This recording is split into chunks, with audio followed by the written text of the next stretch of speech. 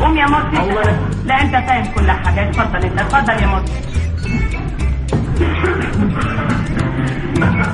تعرف ايه عن المنطق؟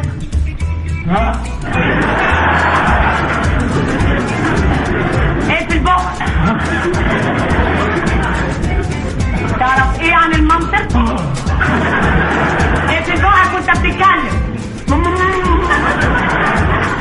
تعرف ايه عن المنطق؟ افتح بقك. تعرف ايه عن المنطق؟ ها؟ يلا. تعرف ايه عن المنطق؟ اي امال انا؟ تعرف ايه عن المنطق؟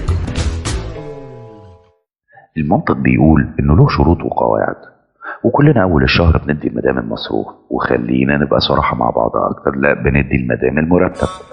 بس من المنطق انك تدي المدام كل المرتب وفي الاخر تستلف منها 2 جنيه في 3 جنيه في 10 جنيه في 15 جنيه علشان تقدر تعيش، وتديهم لك كأنها بتدي لك منحة.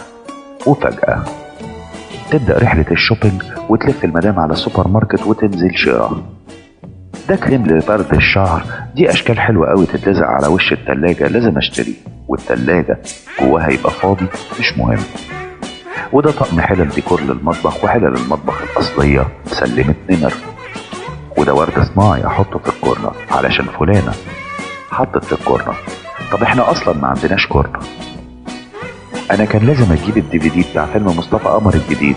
طب احنا اصلا ما عندناش DVD.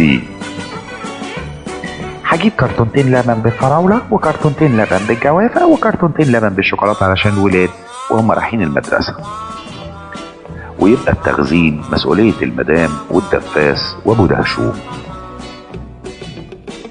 ونوصل ليوم 5 في الشهر ويبقى الاكل حاجات غريبة، ما تعرفش بقى ده فطار ولا غدا ولا عشاء. يعني ما تسألش، ما تحاولش تسأل احسن.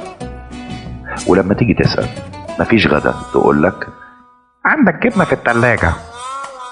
تاني يوم عملت لنا ايه النهارده يا حبيبتي؟ تقولك في بيض مسلوق في المطبخ. وبتنوع الفول بقية الشهر، اشي بقى بالصلصة والليمون واليانسون لحد ما بطنك تصيص. وتسمع كلمة من اول الشهر اللي جاي يا حبيبي هنبدأ ننظم مصروفنا. ويجي اول الشهر تتفاجئ بنفس الموضوع. لقيت طقم شوك وسكاكين يجنن، ما قدرتش اقاوم.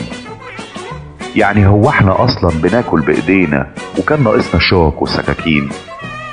وفجأة تجيلك بخبر زي الصاعقة على دماغك، ويكون هو ده الخبر اللي جاب اجلك. اشتريت لك يا حبيبي مرجحة للبلكون. ترد عليها وتقول يا نهار اسود والنيل، بلكونة ايه يا ولي؟ احنا ما عندناش بلكونة.